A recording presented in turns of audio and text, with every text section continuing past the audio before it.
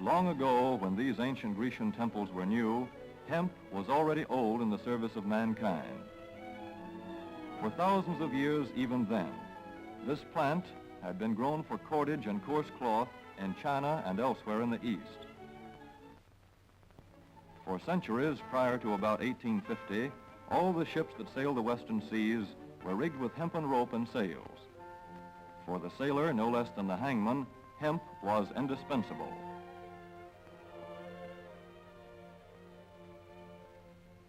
A 44-gun frigate, like our cherished old Ironsides, took over 60 tons of hemp for rigging. Including an anchor cable 25 inches in circumference.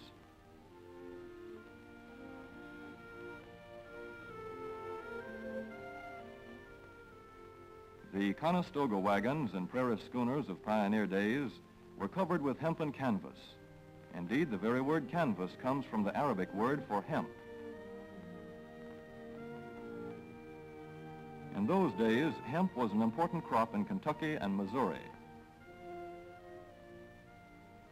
Then came cheaper imported fibers for cordage, like jute, sisal, and manila hemp, and the culture of hemp in America declined. But now, with Philippine and East Indian sources of hemp in the hands of the Japanese, and shipment of jute from India curtailed, American hemp must meet the needs of our Army and Navy as well as of our industries. In 1942, patriotic farmers at the government's request planted 36,000 acres of seed hemp, an increase of several thousand%. The goal for 1943 is 50,000 acres of seed hemp. In Kentucky, much of the seed hemp acreage is on river bottom land such as this, along the Kentucky River Gorge. Some of these fields are inaccessible except by boat. Thus, plans are afoot for a great expansion of the hemp industry as a part of the war program. This film is designed to tell farmers how to handle this ancient crop, now little known outside Kentucky and Wisconsin. This is hemp seed. Be careful how you use it. For to grow hemp legally, you must have a federal registration and tax stamp. This is provided for in your contract. Ask your AAA committeeman or your county agent about it. Don't forget, hemp demands a rich, well-drained soil such as is found here in the bluegrass region of Kentucky or in central Wisconsin.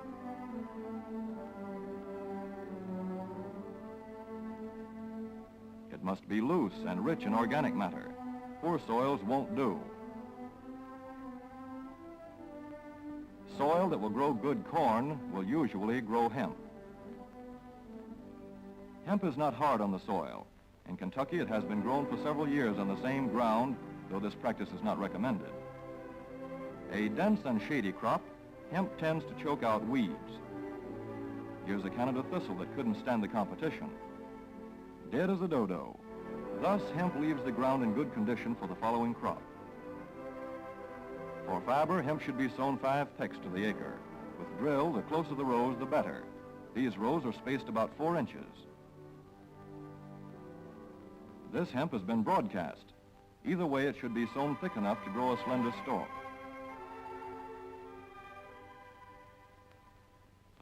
Here's an ideal stand. The right height to be harvested easily, thick enough to grow slender stalks that are easy to cut and process.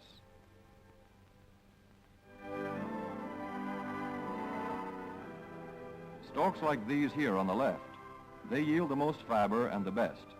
Those on the right are too coarse and woody. For seed, hemp is planted in hills like corn, sometimes by hand. Hemp is a dioecious plant. The female flower is inconspicuous, but the male flower is easily spotted. In seed production, after the pollen has been shed, these male plants are cut out. These are the seeds on a female plant. Hemp for fiber is ready to harvest when the pollen is shedding and the leaves are falling. In Kentucky, hemp harvest comes in August. Here, the old standby has been the self-rake reaper, which has been used for a generation or more.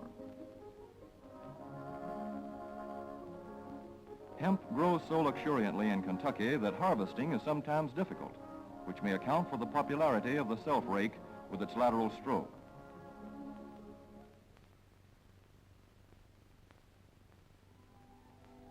A modified rice binder has been used to some extent. This machine works well in average hemp.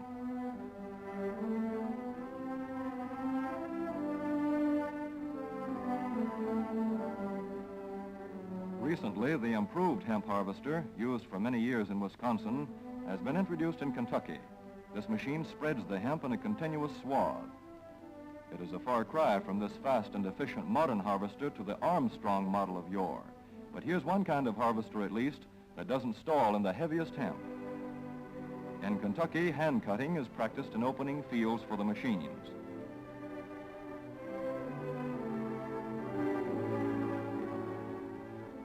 In Kentucky, hemp is shucked as soon as safe after cutting, to be spread out for retting later in the fall.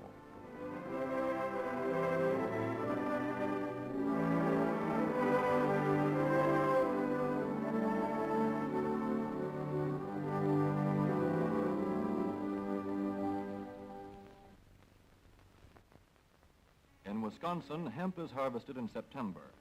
Here, the hemp harvester with automatic spreader is standard equipment.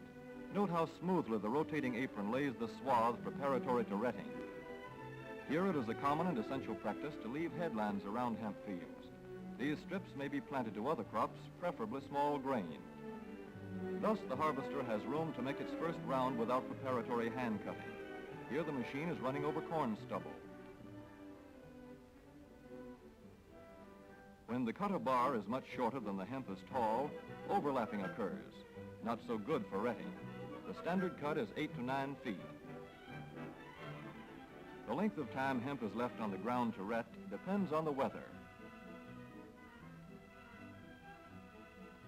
The swaths must be turned to get a uniform ret.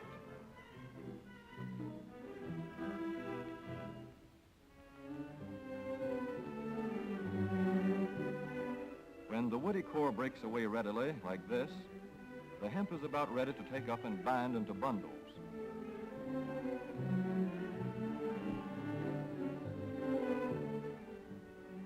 Well-retted hemp is light to dark gray. The fiber tends to pull away from the stalk. The presence of stalks in the bowstring stage indicates that retting is well underway.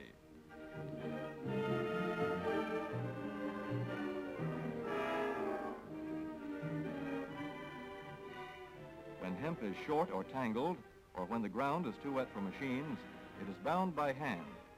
A wooden buck is used. Twine will do for tying, but the hemp itself makes a good band.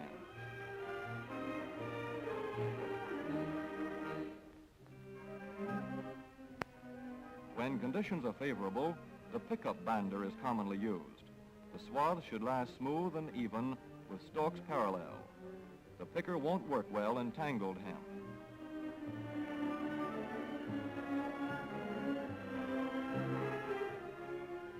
After binding, hemp is shucked as soon as possible to stop further retting. In 1942, 14,000 acres of fiber hemp were harvested in the United States. The goal for 1943 is 300,000 acres.